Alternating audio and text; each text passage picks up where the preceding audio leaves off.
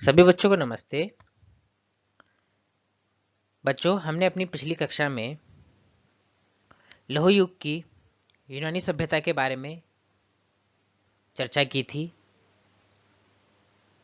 आज हम इसी युग की एक और सभ्यता के बारे में जानेंगे और उस सभ्यता का नाम है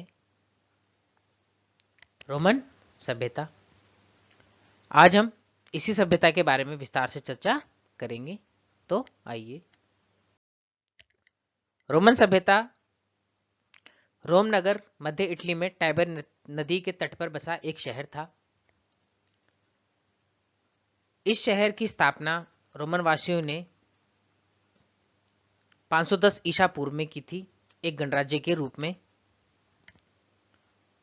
इस गणराज्य का संचालन सीनेट करता था, जो बुजुर्गों का एक समूह था, और इस समूह को सीनेटर भी कहा जाता था। वे नेतृत्व के लिए हर साल 2 सभा परिषद चुनते थे, यानी कि हर साल चुनाव होते थे और 2 सभापति चुने जाते थे। ईसा पूर्व 200 तक रोम इटली की प्रमुख शक्ति बन चुका था और इसने अपना क्षेत्र भूमध्य सागर तक फैला लिया था और कॉर्थेज जैसे प्रतिद्वंदी को परास्त कर दिया था। कॉर्थेज जो है, ये उत्तर अफ्रीका के ट्यूनीशिया देश में लगातार 3000 साल से लगातार आबाद एक प्राचीन शहर है। यह शहर प्राचीन काल में रोमन एवं फोनिशियन साम्राज्य का एक प्रमुख गढ़ भी रहा है। और इसके अलावा रोमन साम्राज्य ने 3 महाद्वीपों में अपने क्षेत्र को फैला लिया था। वो 3 महाद्वीप थे यूरोप, एशिया और अफ्रीका। अब हम बात करते हैं पूर्व रोमन समाज के बारे में। यहाँ का जो समाज जो था, वैसे प्रमुख 2 वर्गों में बटा था। पहला है पेट्रिशियन, यानी कि पैट्रिशियन, जिसे हम कुलीन भी कहते हैं। दूसरा है प्लीबियन, यानी कि आमजन लोग। लेकिन यहाँ पे एक तीसरा वर्ग भी था, जिसे गुलाम भी कहा जाता था। तो आइए अब इन तीनों वर्गों के बारे में हम चर्चा करते हैं। कुलीन वर्ग, इस वर्ग के सदस्यों की संख्या अपेक्षाकृत कम थी, परंतु सीनेट और सरकार पर इसी वर्ग का नियंत्रण था। इस वर्ग में अल्पतंत्र, अमीर, कृषक तथा उच्च वर्ग के लोग शामिल थे। इसी वर्ग से जुड़े लोग सीनेट के सदस्य बन सकते थे। दूसरा, आम वर्ग। आम वर्ग में समाज के आम लोग जैसे किसान, व्यापारी, कारीगर, शिल्पी इत्यादि शामिल थे।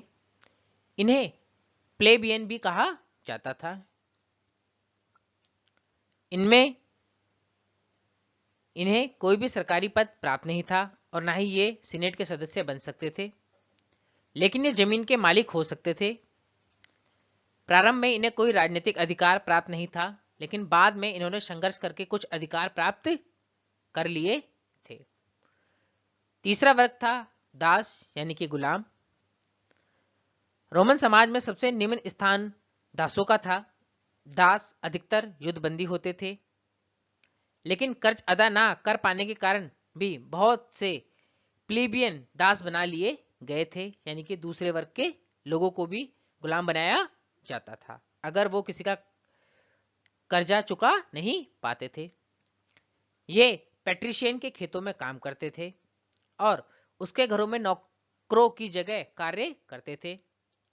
इन्हें ना तो रोम की नागरिकता प्राप्त थी एवं ना कोई अधिकार, इसलिए इनकी स्थिति काफी दयनीय और मुसीबत भरी थी। धनी रोमन गुलाम रखते थे, यानी कि वहां के जो अमीर वर्ग के लोग थे वो गुलाम रखते थे, उनसे अपने काम करवाते थे। इन गुलामों को अक्सर ग्लेडिएटर युद्ध के लिए प्रशिक्षण दिया जाता था। अब ग्लेडिएटर युद्ध यानी कि यह गुलामों और जंगली जानवरों के बीच लड़ा जाता था। अब आगे है कि यहाँ पे कौन कौन से शासक हुए हैं, आइए उनके बारे में थोड़ा बहुत चर्चा करते हैं। सबसे पहले है जूलियन सीजर। जूलियन सीजर एक सेनानायक था। उस समय में 3 सेनानायक होते थे, जिसमें से यह भी एक था। उन तीनों सेनानायकों संयुक्त रूप से ट्रायमविरेट के नाम से जाना जाता था। जूलियन सीजर एक ऐसा नेता था जिसने जबरदस्त शक्ति जमा कर ली थी और तानाशाह बन बैठा था। विरोधियों ने सीजर की हत्या कर दी और रोम में गृह युद्ध छिड़ गया। युद्ध के बाद अगस्टस सीजर रोम का शासक बना। अगस्टस सीजर यानी कि जिसे आम्टेवियन भी कहते हैं, रोम के स्वर्ण युग के नाम से जूलियन सीजर के भतीजे अगस्टस सीजर का कार्यकाल जाना जाता है। इसके शासनकाल में महान पैगंबर ईसा मसीह का जन्म बैथलहम में हुआ। उन्होंने एक नए धर्म का प्रचार शुरू किया और आप सभी को पता है कि ईसा मसीह ने ईसाई धर्म की स्थापना भी की है। अब जानते हैं थोड़ा सा रोमन साम्राज्य के बारे में। रोमन साम्राज्य अनेक प्रांतों में विभाजित था। पूरे साम्राज्य के लोग रोमन जीवन शैली अपनाते थे। हर प्रांत का शासन एक गवर्नर करता था। उसके मातहत अनेक अधिकारी थे जो प्रशासन के विभिन्न मामलों की देखरेख करते थे।